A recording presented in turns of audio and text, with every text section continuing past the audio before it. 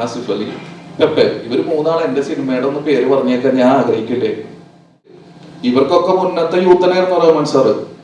ഇപ്പൊ മമ്മൂക്കാടെയും ലാലേട്ടനെയും ഒരു പടമാണ് ഇറങ്ങണമെന്ന് വിചാരിക്കും, ഇവരിത് ചെയ്യും. അത് ഈ പവർ ഗ്രൂപ്പ് എന്ന് ഉദ്ദേശിച്ചത് ഇങ്ങനെയൊക്കെയാണ്. ഈ പവർ ഗ്രൂപ്പ് എന്ന് പറഞ്ഞാൽ ഇവിടെ ആരും പവർ ഗ്രൂപ്പ് എന്ന് എഴുതിയിട്ട് കടയിട്ടിട്ട് ഇരിക്കണവരല്ല, അല്ലെങ്കിൽ ഇരിക്കണവരല്ല. എന്ന് പറഞ്ഞു കഴിഞ്ഞാൽ നമ്മൾ പോലും അറിയാതെ നമ്മൾ ചെയ്യണ പ്രവർത്തികൾ പറഞ്ഞ മറ്റുള്ളവർക്ക് പറഞ്ഞ ഒരു ദ്രോഹമാണ്. ഈ ചിത്രങ്ങള് ഓൾറെഡി ഇവർ കോടിക്കണക്കിന് രൂപ പ്രൊമോഷൻ മുടക്കുന്നുണ്ട്. അതിന്റെ കൂടെ ഇങ്ങനെ ഇവർ ഒന്നിച്ചിട്ട് ഒരു ഇത് ചെയ്യുമ്പോൾ മാസമായിട്ടുള്ള ഒരു പ്രൊമോഷൻ അവർക്ക് കിട്ടും. അതിന്റെ കൂടെ നമ്മുടെ പേര് പറഞ്ഞ മറ്റു ഓണ ചിത്രങ്ങളും കൂടി ഉണ്ട് എന്നെങ്കിലും മെൻഷൻ ചെയ്ത് കഴിഞ്ഞാൽ ആ ഒരു പ്രശ്നം അവിടെ വരും. ആഗ്രഹിച്ച ഒരു മാസി ഇമ്പാക്ട് അല്ലെങ്കിൽ മാസി തിയേറ്റർ ഒക്കെ കിട്ടുന്ന ആഗ്രഹിച്ചിട്ട് കൂടിയിട്ടാണ് ഈ പടം ചെയ്തത്. അപ്പൊ അത്ര കിട്ടാത്തതിലേക്ക് ഒരു ചെറിയ വിഷമമുണ്ട്. അല്ല, കമന്റ്സിലെ ആളുകൾക്ക് എന്ത് വേണമെങ്കിലും പറയും. ഇപ്പൊ ഞാൻ വണ്ടി ഇടിച്ചിട്ട് ഇവിടെ കിടന്നാ പറയാം അത് മാർക്കറ്റിംഗ് ആണെന്ന് പറയും. 6 സിനിമയുണ്ട്. ഈ 6 സിനിമയില് ഏറ്റവും പവർ ആയിട്ടുള്ളത് അവരാണ്. വലിയ പ്രൊഡക്ഷൻ കമ്പനി അല്ലെങ്കിൽ ഇപ്പോ യൂത്ത് ആയിട്ട് ഇപ്പൊ ഹിറ്റ് അടിച്ചിട്ട് നിൽക്കണ ഇത്. അപ്പൊ ഇവര് മൂന്നാള് ഫോക്കസ് ചെയ്തിട്ട് ഒരു കാര്യം ചെയ്യുമ്പോൾ അതിന് ഓട്ടോമാറ്റിക്കലി ഭയങ്കര റീച്ച് വരും. അപ്പൊ അതിന്റെ ഇടയിൽ ഞങ്ങളുടെ ചിത്രത്തിന്റെ പേര് പറയണമെന്ന് പോലും ഞങ്ങൾക്ക് പേര് പറഞ്ഞ സന്തോഷം. മറ്റു ചിത്രങ്ങളൊന്നും കൂടി പറയായിരുന്നെങ്കിൽ അത് ഓക്കെ, അല്ലെങ്കിൽ ഓണ ചിത്രങ്ങൾ ഇത് മാത്രം എന്ന് ഓഡിയൻസിലേക്ക് അത് ശ്രദ്ധ വരും. കാരണം ഇത് കണ്ടിട്ട് എന്നെ 1-2 പിള്ളേർ വിളിച്ചിട്ട് നിങ്ങൾ റിലീസ് ഇല്ലേ എന്ന് ചോദിച്ചു. ഈ പടങ്ങൾ മാത്രമാണല്ലോ പറഞ്ഞുള്ളൂ. പിന്നെ എന്താ പറയാ, മെയിൻ സ്ട്രീമിൽ അല്ലെങ്കിൽ ലൈവായിട്ട് നിൽക്കുന്ന ഇവര് 3 പേരും കൂടിയിട്ട് ഒരു കാര്യം ചെയ്യുമ്പോൾ അതിന് കിട്ടുന്ന ഫോക്കസ് വേറെയാണ്. ഇപ്പൊ റഹ്മാൻ സാറിന്റെ അടുത്ത് ചോദിക്കുകയാണെങ്കിൽ റഹ്മാൻ സാറിനെയും കൂടി കൊളാബ് ചെയ്തിട്ട് അതിലൊരു വീഡിയോ ഇടാം, ബാക്കി ആക്ടേഴ്സിനെയും കൂടിയിട്ടൊക്കെ ആകുമ്പോൾ അതൊരു കൂട്ടായ്മയാവും. നമ്മൾ കൂട്ടായ്മയിലൂടെ ഒരു കാര്യം ചെയ്യുമ്പോൾ നമ്മൾ ശ്രദ്ധിക്കണം. ഞങ്ങൾക്ക് അതൊരു വിഷമമായി, ഞങ്ങളുടെ ഒരു വേദനയാണ്. ഒന്നാമത് പല സെന്റേഴ്സിൽ ഞങ്ങൾക്ക് ഷോസ് ഒക്കെ കുറവാണ്. അപ്പൊ അതിന്റെ ഇടയിൽ ഇങ്ങനെയും കൂടിയിട്ടൊക്കെ വരുമ്പോൾ നമ്മൾ ഒരുപാട് കഷ്ടപ്പെട്ട് എഫർട്ട് എടുത്തിട്ടല്ല എല്ലാവരും സിനിമ ചെയ്യുന്നത്.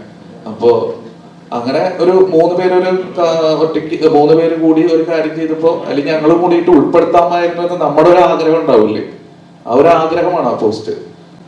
അത് ഈ പവർ ഗ്രൂപ്പ് എന്ന് ഉദ്ദേശിച്ചത് ഇങ്ങനെയൊക്കെയാണ്. ഈ പവർ ഗ്രൂപ്പ് എന്ന് പറഞ്ഞാൽ ഇവിടെ ആരും പവർ ഗ്രൂപ്പ് എന്ന് എഴുതിയിട്ട് കടയിട്ടിട്ട് ഇരിക്കണവരല്ല, അല്ലെങ്കിൽ ഇരിക്കണവരല്ല ഈ പവർ ഗ്രൂപ്പ്. ഈ പവർ ഗ്രൂപ്പ് എന്ന് പറഞ്ഞു കഴിഞ്ഞാൽ നമ്മൾ പോലും അറിയാതെ നമ്മൾ ചെയ്യണ പ്രവർത്തികൾ പറഞ്ഞ മറ്റുള്ളവർക്ക് പറഞ്ഞ ഒരു ദ്രോഹമാണത്. ദ്രോഹം എന്ന് വെച്ച് കഴിഞ്ഞാൽ ആ വീഡിയോ കാണുമ്പോൾ സ്വാഭാവികമായിട്ടും കുറെ ആളുകൾ തെറ്റിദ്ധരിക്കപ്പെടാം ഈ 3 സിനിമകൾ മാത്രം ഓണത്തിനുള്ളത്. അപ്പൊ അത് ഒന്ന് ക്ലിയർ ചെയ്തു എന്ന് മാത്രം, എന്റെ ഞങ്ങളൊരു വേദന പറഞ്ഞു എന്ന് മാത്രം.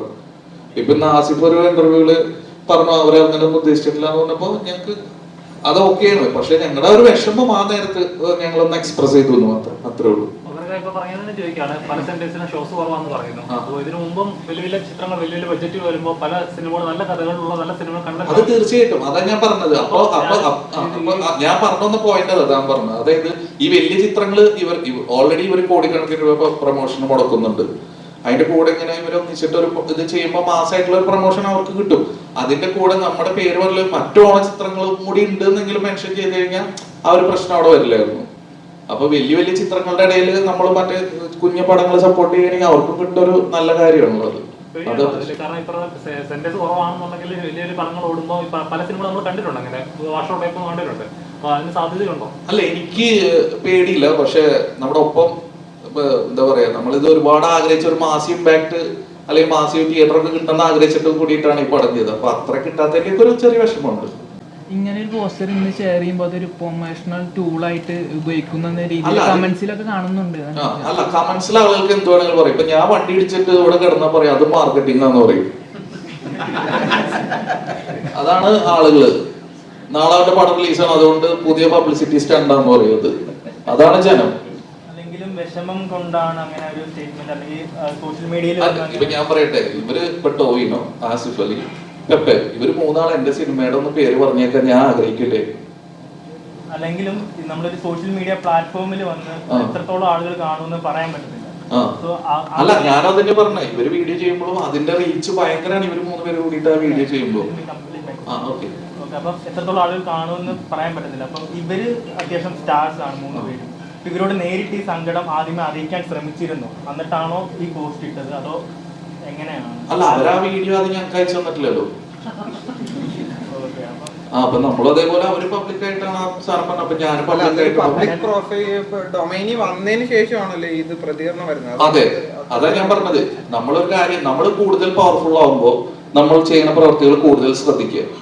കാരണം അതിന് പറഞ്ഞ ഇമ്പാക്ട് കൂടുതലായിരിക്കും. നേരിട്ട് അറിയുന്ന ഒരാളെന്ന നിലയിൽ സ്വയം എല്ലാവരും ഒരേ ഇൻഡസ്ട്രിയിൽ വർക്ക് ചെയ്യുന്നവരാണല്ലോ. അതന്നെ പറഞ്ഞത്. ഇപ്പൊ ഞാൻ പറയട്ടെ, ഇപ്പൊ ഞങ്ങളും ഈ ഇൻഡസ്ട്രിയിൽ തന്നെയല്ല, റഹ്മാൻ സാറിന്റെ ഇൻഡസ്ട്രിയില് ഇവർക്കൊക്കെ മുന്നത്തെ യൂത്തനായിരുന്നു റഹ്മാൻ സാറ് ഇല്ലേ? ഇപ്പൊ മമ്മൂക്കാടെയും ലാലേട്ടന്റെയും ഒരു പടമാണ് ഇറങ്ങണെന്ന് വിചാരിക്കും, ഇവരിത് ചെയ്യൂ? ഇപ്പൊ ബസൂക്കിയും ബറോസും ഉണ്ട് ഓണത്തിന്, അങ്ങനെയാണെങ്കിൽ അവരതിനും കൂടിയിട്ട് വിഷയമില്ലേ? എന്തായാലും ഇണ്ടാത്ത ഇല്ലേ? അപ്പൊ തീർച്ചയായിട്ടും ഇത് എന്തോ ആയിക്കോട്ടെ, അത് പ്രശ്നമൊന്നുമില്ല. പ്രശ്നം അവിടെ കഴിഞ്ഞില്ല, അതിനെ പറ്റിയിട്ട് വേറെ ഒന്നും വേണ്ട. ഞങ്ങൾക്ക് ആ നേരത്ത് വന്ന ആ ഒരു വേദന ഞാൻ തീർച്ചയായിട്ടും നമ്മുടെ പേരൊന്നും അവർ പറഞ്ഞു കേൾക്കണമെന്ന് ഞാൻ ആഗ്രഹിച്ചു പോയി. അത് ചിലപ്പോ എന്റെ തെറ്റാവോ എന്റെ സ്വാർത്ഥതയാവോ എന്ത് വേണമെങ്കിലും ആവോ, അത് മനുഷ്യനല്ലേ, എനിക്കും ഉണ്ടാവും സ്വാർത്ഥമായ താല്പര്യം, അങ്ങനെ കരുതിക്കോ. പിന്നീട് അവരൊക്കെ വിളിക്കോ, കോണ്ടാക്ട് എന്തെങ്കിലും കാര്യങ്ങളോ? കാരണം ഇത്രയും ചർച്ച നടക്കുന്നതുകൊണ്ട് ചോദിക്കുന്നു. ഇല്ല, ഇവരെ ആരും എന്നെ വിളിച്ചിട്ടില്ല. ആസിഫ് അലി ബാഡ് ബോയ്സ് കാണാം. അപ്പൊ നമുക്ക് അത് കേട്ട് പറഞ്ഞൊരു സന്തോഷമായി.